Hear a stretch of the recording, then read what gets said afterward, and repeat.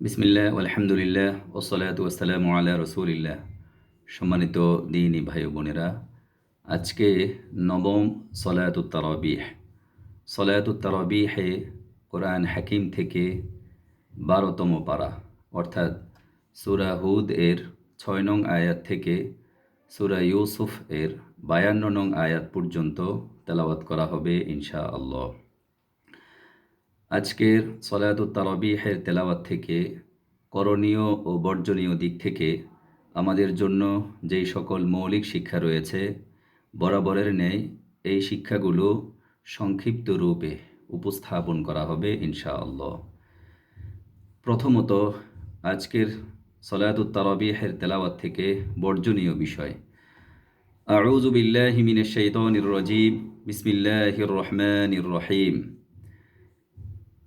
ولئن أذقنا الإنسان منا رحمة ثم نزعناها منه إنه ليئوس كفور। আল্লাহ সুবহানাহু ওয়া তাআলা যদি নেয়ামা উঠিয়ে নেন, তাহলে হতাশ হওয়া যাবে না, অকৃতজ্ঞ হওয়া যাবে না, হাহুতাশ শুরু করে দেওয়া যাবে না। আবার নেয়ামতের মধ্যে ডুবে থাকার পর আনন্দ উল্লাস করা যাবে না, অহংকারে মত্ত হওয়া যাবে না, অহংকারী হওয়া যাবে না। ইন্নাহু লাফারিহুন ফাখুর। পার্থিব জীবনকে অগ্রাধিকার দেওয়া যাবে না, পার্থিব জীবনের শোভা সৌন্দর্যের পিছনে পড়ে থাকা যাবে না। মান কানা ইউরিদুল হায়াতাদ দুনিয়া ওয়া যিনাতাহা নুওয়াফি ইলাইহিম আ'মালাহুম ফিহা ওয়া হুম ফিহা লা ইউবখাসুন।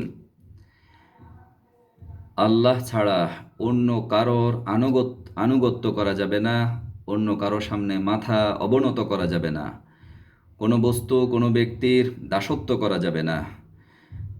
আল্লাহ তা'বুদু ইল্লাল্লাহ।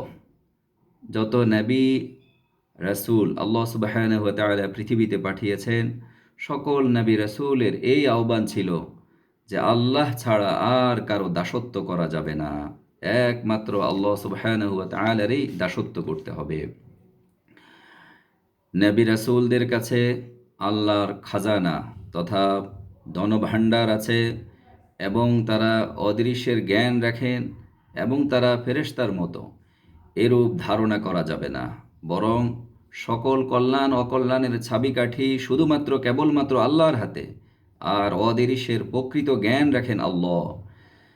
নবী রাসূলগণ জন্মসূত্রে মানুষ, এই আকীদা পোষণ করতে হবে, এই ভিন্ন কোনো আকীদা পোষণ করা যাবে না। ওয়ালা আকুলু লাকুম ইনদি খাযাইনুল্লাহ ওয়ালা আ'লামুল গায়বা ওয়ালা আকুলু ইন্নী মালাক।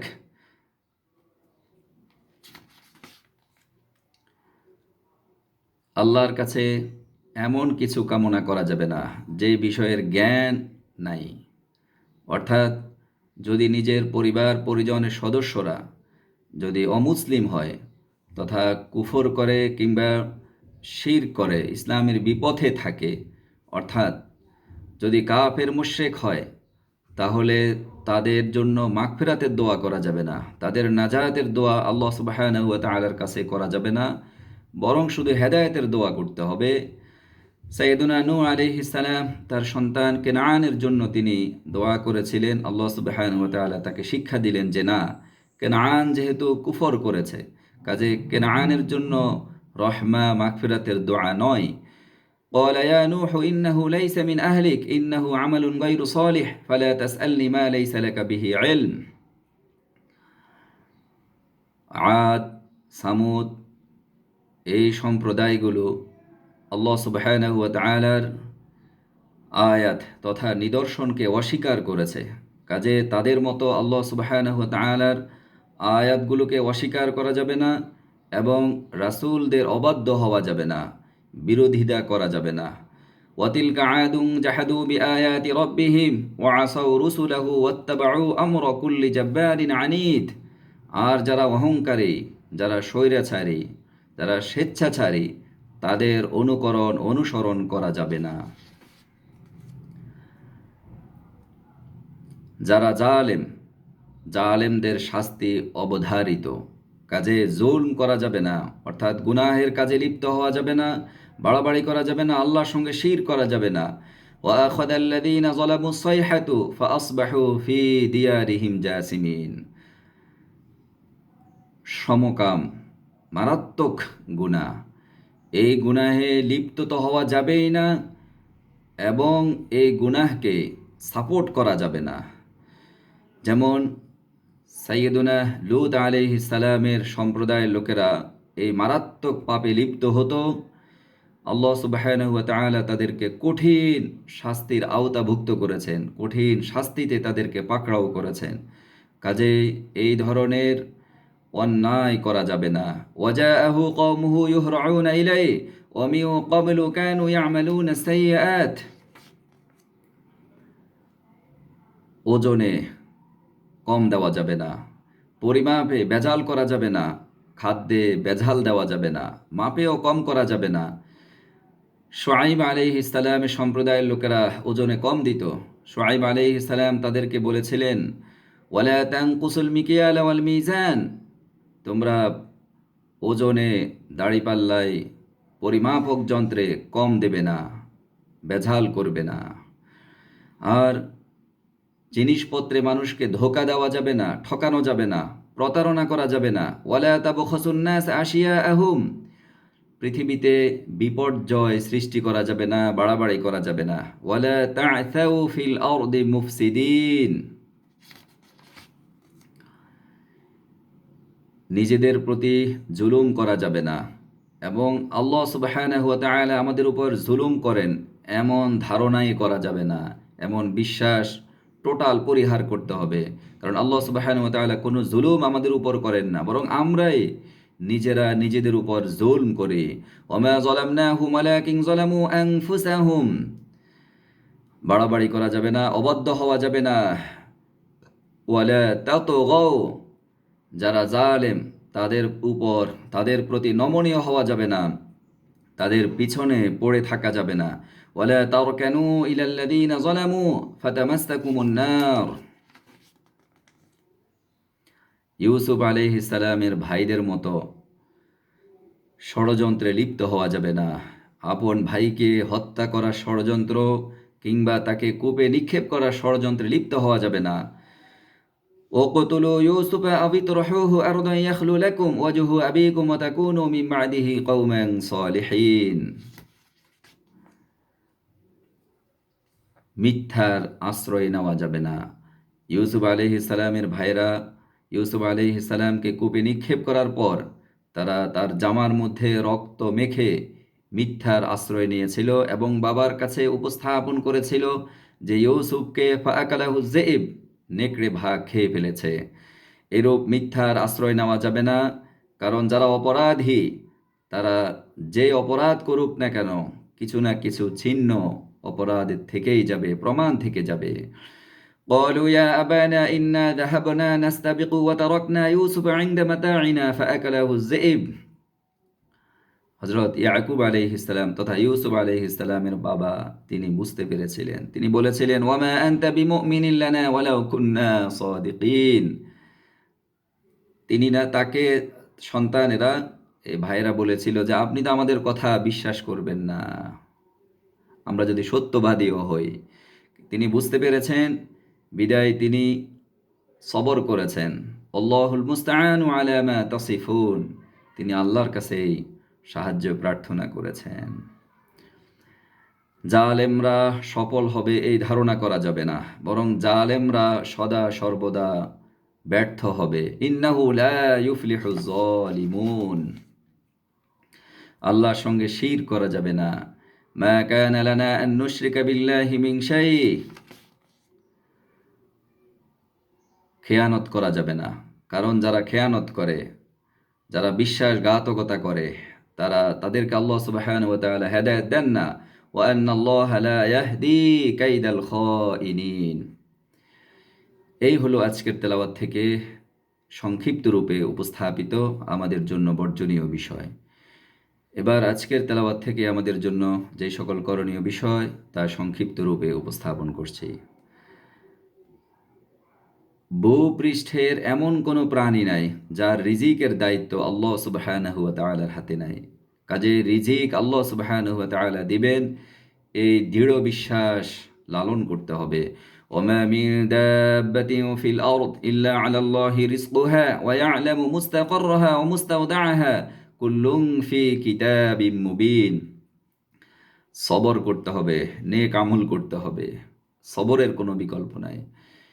এই যে এক অভাবনীয় প্রাণঘাতী করোনা ভাইরাসে সারা পৃথিবী জর্জরিত, এই মুহূর্তে সবরের কোনো বিকল্প নাই। সবর করে ঘরে অবস্থান করতে হবে।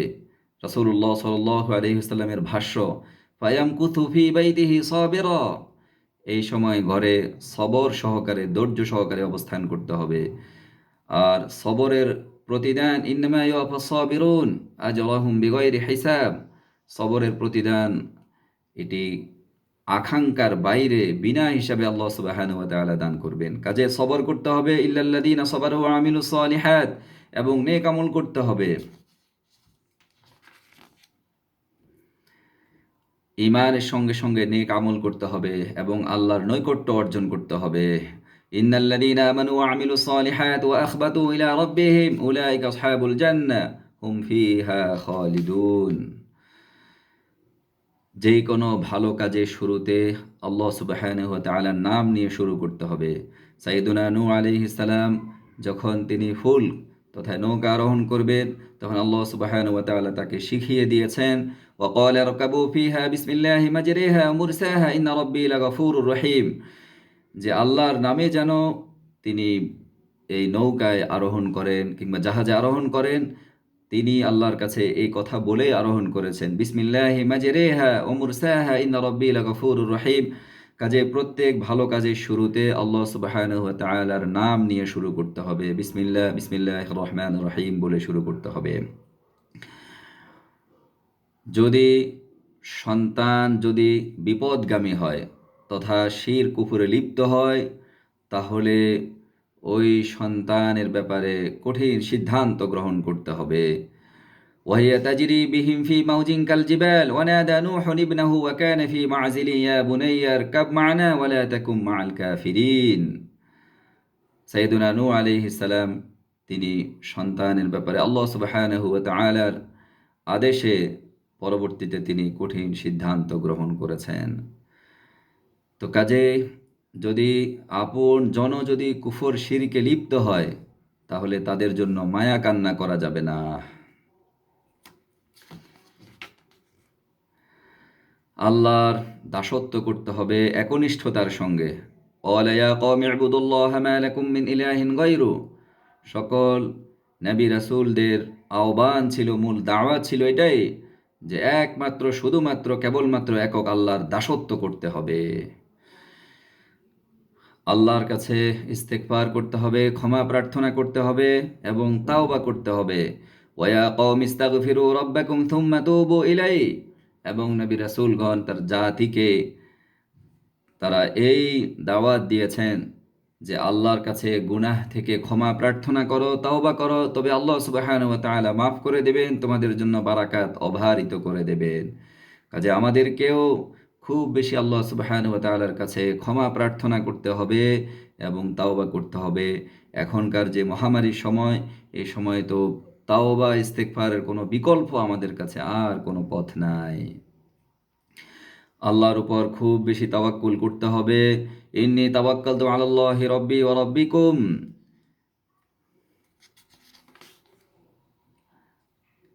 সাইয়্যিদুনা ইব্রাহিম আলাইহিস সালাম, তার কাছে ফেরেশতারা মানুষের বেশে আসলেন। ইব্রাহিম আলাইহিস সালামের অন্যতম একটি গুণ ছিল মেহমানদারি করানো। তিনি এই অপরিচিত মানুষের বেশে আসা ফেরেশতাদেরকে তিনি চিনতে পারেন নাই। তিনি তার স্বভাবগত বৈশিষ্ট্য অনুযায়ী তিনি পুরা একটা গরুকে বুনা করে তাদের সামনে নিয়ে আসছেন, মানে মেহমানদারি করানোর জন্য। কাজে এখান থেকে আমাদের গুণ অর্জন করতে হবে, আমরাও মেহমানদারি করাবো। ওয়ালাকাদ জাআত রুসুলুনা ইব্রাহিমা বিল বুশরা ক্বালু সালামা ক্বালা সালামুন ফামা লাবিথা আন জাআ বিইজলিন হানিদ।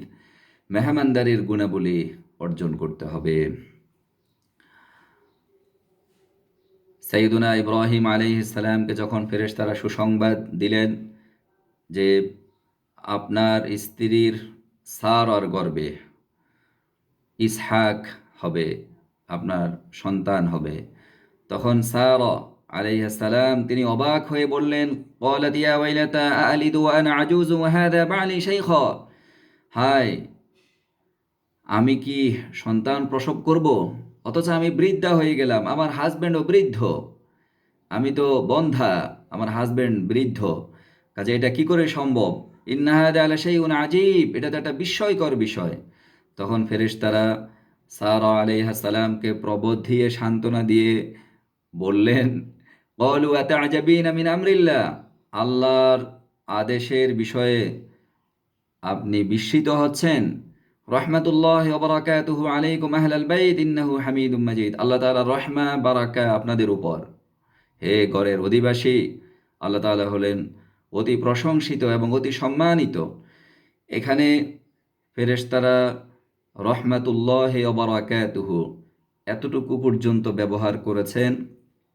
এই আয়াতের তাফসিরে তাফসিরকারকগণ এখান থেকে তারা কোট করেছেন যে সালাম অর্থাৎ আসসালামু আলাইকুম ওয়া রাহমাতুল্লাহি ওয়া বারাকাতুহু, সালামের প্রান্ত সীমা হলো ওয়া বারাকাতুহু পর্যন্ত। যেহেতু কোরআন এখানে ওয়া রাহমাতুল্লাহি ওয়া বারাকাতুহু পর্যন্ত আসছে, কাজে ওয়া বারাকাতুহুর পরে আর সালামের আর কোনো বাক্য নাই।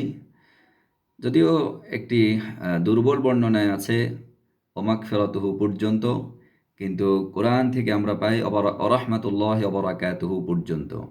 অর্থাৎ কোনো ব্যক্তি যদি সালাম দেয় আসসালামু আলাইকুম, উত্তরে ওয়া আলাইকুম আসসালাম এতটুকু বললে হবে, রাহমাতুল্লাহ পর্যন্ত বললে ভালো। আর যদি কোনো ব্যক্তি রাহমাতুল্লাহ পর্যন্ত বলে তাহলে ওয়া বারাকাতুহু পর্যন্ত বললে ভালো, আর ওয়া বারাকাতুহু পর্যন্ত বললে উত্তরে ওয়া বারাকাতুহু পর্যন্ত বলতে হবে। ওয়া বারাকাতুহুর পরে আরও কি কি, এগুলোর গ্রহণযোগ্যতা নাই, সঠিক গ্রহণযোগ্যতা নাই, কাজে এতটুকু পর্যন্ত আমল করলেই হবে। ওজনে পূর্ণরূপে দিতে হবে, যথাযথভাবে ওজন করতে হবে। ওয়া কওমি আউফুল মিকিয়াল ওয়াল মিজান বিল কিসত,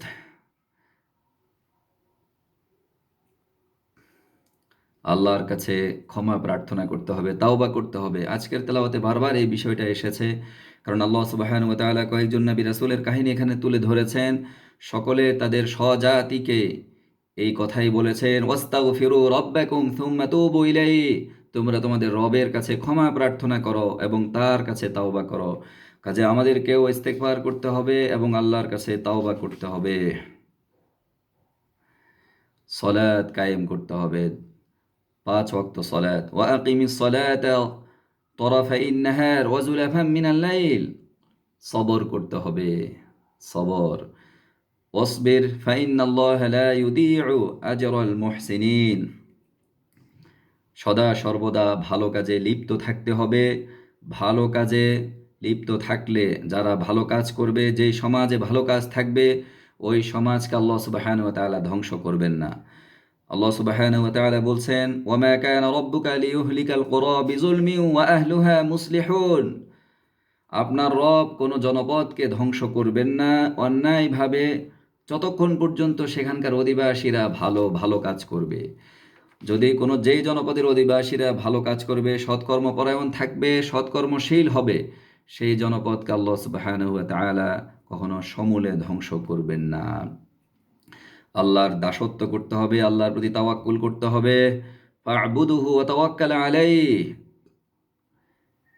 ভালো স্বপ্ন দেখলে ভালো ব্যক্তিদের সঙ্গে স্বপ্নের কথা শেয়ার করা যাবে। যেমন ইউসুফ আলাইহিস সালাম তিনি স্বপ্ন দেখেছেন, ওই সুস্বপ্নকে তিনি তার বাবা ইয়াকুব আলাইহিস সালামের সঙ্গে তিনি শেয়ার করেছেন। কাজে ভালো স্বপ্ন শেয়ার করা যেতে পারে। ক্বালা ইয়া বুনাইয়া লা তাকসুস রুইয়াকা আলা ইখওয়াতিকা ফায়াকিদু লাকা কাইদা, আবার যদি এমন হয় যে একই পরিবারের ভিতরে যদি সংকীর্ণতা থাকে, ঝগড়া বিবাদ থাকে, তাহলে পিতা ইচ্ছা করলে এক সন্তানকে আরেক সন্তানের ষড়যন্ত্র থেকে রক্ষা করার জন্য ওই সন্তানকে আরেক সন্তানের ব্যাপারে সতর্ক করতে পারবেন। যেমন ইয়াকুব আলাইহিস সালাম ইউসুফ আলাইহিস সালামকে তার অন্যান্য ভাইদের কাছে স্বপ্নের কথা ব্যক্ত করার বিষয়ে তিনি সতর্ক করেছেন এবং যেন স্বপ্নের কথা তিনি ব্যক্ত না করেন, সেটাই তিনি আদেশ করেছেন। কাজে পিতা তার যথাযথ দায়িত্ব এইভাবে পালন করবে।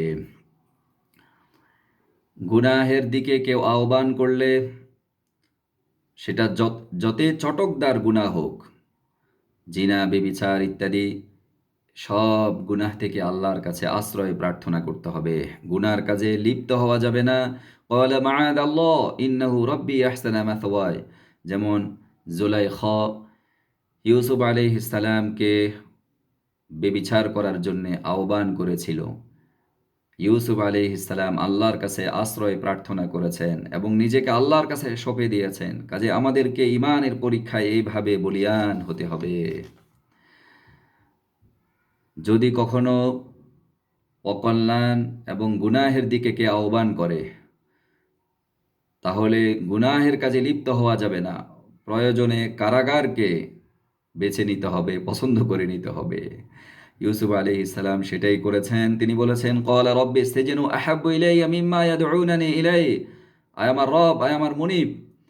এখানে রব বলতে হয়তো কোনো কোনো তাফসীরকার বলেছেন রব বলতে স্বয়ং আল্লাহ সুবহানাহু ওয়া তাআলা। আবার কেউ বলেছেন যে না, আজিজে মিসর, মিসরের সম্রাট, তাকেই তিনি সম্বোধন করে বলছেন, হে আমার মুনিব, এরা আমাকে যেদিকে আহ্বান করছে তার তার চেয়ে আমার কাছে উত্তম হলো কারাবরণ করা। তো কাজে গুনাহের কাজে লিপ্ত হওয়ার চেয়ে কারাবরণটা উত্তম। যদি পিতৃপুরুষরা যদি ভালো হয়, একাত্মবাদের উপর প্রতিষ্ঠিত থাকে, তাহলে তাদের কথা ব্যক্ত করতে, তাদের কথা অনুসরণ করতে কোনো সমস্যা নেই। যেমন ইউসুফ আলাইহিস সালাম বলেছিলেন, ওয়াত্তাবা'তু মিল্লাতা আবাই ইব্রাহিম ওয়া ইসহাক ওয়া ইয়াকুব। ইউসুফ আলাইহিস সালামের পিতা ইসহাক আলাইহিস সালাম, ইসহাক আলাইহিস সালামের ইউসুফ আলাইহিস সালামের পিতা ইয়াকুব আলাইহিস সালাম, ইয়াকুব আলাইহিস সালামের পিতা ইসহাক, ইসহাক আলাইহিস সালামের পিতা ইব্রাহিম আলাইহিস সালাম। তো ইউসুফ আলাইহিস সালাম বলেছিলেন, আমি তো আমার বাবা ইয়াকুব, আমার দাদা ইসহাক, আমার পরদাদা ইব্রাহিমের মিল্লাতের অনুসরণ করেছি। কাজে পূর্বপুরুষরা যদি ভালো হন, একাত্মবাদের উপর প্রতিষ্ঠিত থাকেন, তাহলে তাদের কথা ব্যক্ত করতে, তাদের অনুসরণ করতে কোনো সমস্যা নাই। যেখানে যাব, দাওয়াতি কাজ অব্যাহত রাখতে হবে। দাওয়াতের চরম অনুভূতি নিয়ে কাজ করতে হবে। ইউসুফ আলাইহিস সালাম কারাগারে গিয়েও তিনি আল্লাহর দাওয়াত দিতে ভুলে যান নাই। তিনি একাত্মবাদের দাওয়াত দিয়েছেন তার সহ কারাবন্দীদেরকে। তিনি বলেছেন, ইয়া সাহিবাই সিজন আআরবাবুম মুতাফাররিকুনা খায়রুন আমিল্লাহুল ওয়াহিদুল কাহ্হার। হে আমার কারা সাথীগণ, কারা সাথী, হে আমার কারা সাথী দ্বয়, হতে পারে এখানে দুইজন, যে অথবা কারা সাথীগণ আরবি ভাষার একটি বৈশিষ্ট্য, দ্বিবচন দিয়ে অনেক সময় বহু বচন আল্লাহ সুবহানাহু ওয়া তাআলা ব্যক্ত করে থাকেন বা ব্যক্ত হয়ে থাকে।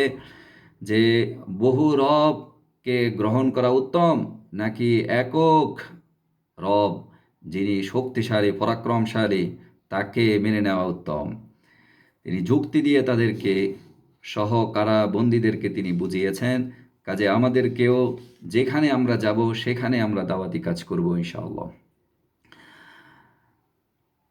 যদি অন্যায়ের কারণে কোনো ব্যক্তিকে যদি শাস্তি দেওয়া হয়, তাহলে এক্ষেত্রে তার করণীয় হলো নিজেকে নির্দোষ প্রমাণ করার জন্য যা যা করণীয় তা করতে পারবে।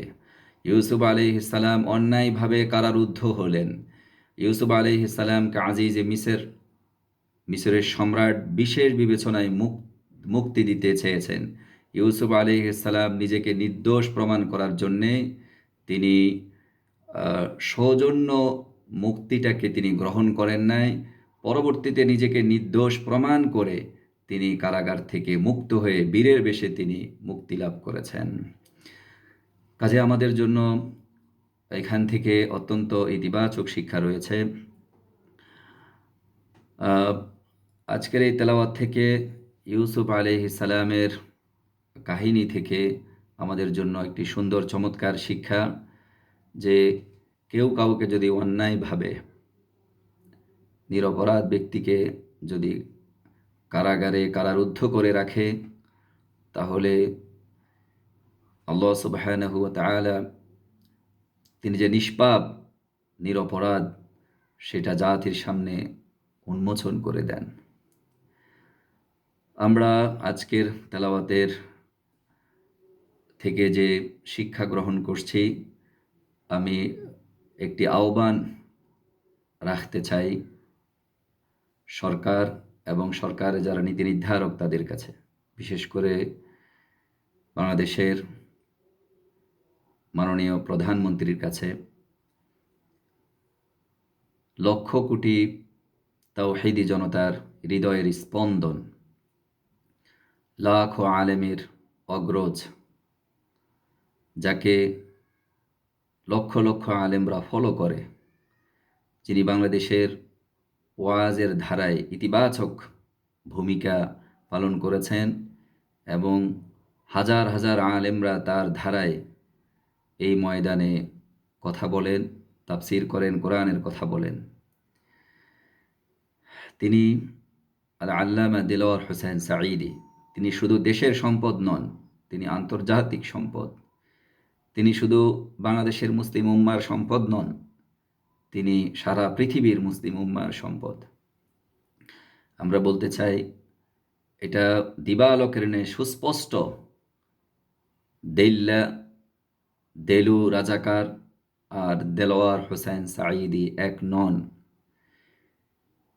আমরা খুব ভালো করেই বুঝি, কোনো ব্যক্তি যদি রেপের মতো অন্যায় করে, কোনো ব্যক্তি যদি জেনোসাইড, গণহত্যার মতো অন্যায় করে, এই ব্যক্তিরা অন্যায়ের পরে স্বাভাবিক জীবন যাপন করতে পারে না। আল্লামা দেলোয়ার হোসেন সাঈদী র্যাপিস্ট নন, তিনি কাউকে হত্যা করতে পারেন না। তিনি কারাগারে গিয়ে জীবিত সাঈদী যেরূপ শক্তিশালী ছিলেন, তার চেয়ে কয়েক লক্ষ গুণ তিনি শক্তিশালী হয়ে পড়েছেন। তিনি যে নিরপরাধ, এটি সারা পৃথিবীর কাছে পরিষ্কার হয়ে গেছে। কাজেই অনেক হয়েছে। এই যে মহামারী, ভাইরাসের কারণে সারা পৃথিবী আজকে ধরাশায়ী। কি হবে ক্ষমতা দিয়ে? অন্যের প্রতি জুলম করে কি হবে? মরতে তো সকলকেই হবে।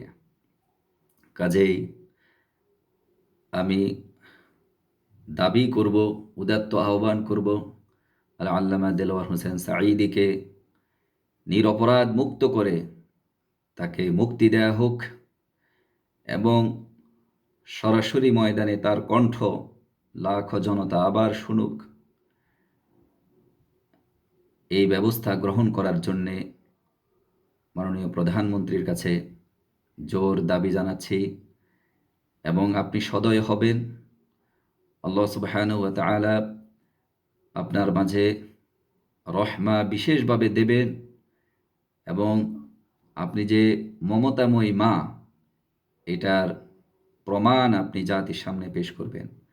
আমরা জানি হাজারো বাধা থাকবে, পিছন থেকে হয়তো অনেক বাধা আছে, কিন্তু সব বাধা সমূলে উৎপাটিত হয়ে যাবে আল্লাহর সামনে। কাজে আল্লাহকে ভালোবেসে আপনি রমাদান মাসের এই পবিত্রতার সময়, এই করোনা ভাইরাসের সংকটময় মুহূর্তে আপনি এই নিষ্পাপ নিরপরাধ প্রখ্যাত আলেম এই আল্লামা দেলোয়ার হোসেন সাঈদীকে আপনি মুক্তি দিন। আমরা আল্লাহর কাছে দোয়া করি, আল্লাহ সুবহানাহু ওয়া তাআলা এই মুফাসসিরকে আমাদের মাঝে আবার ফিরিয়ে দিন।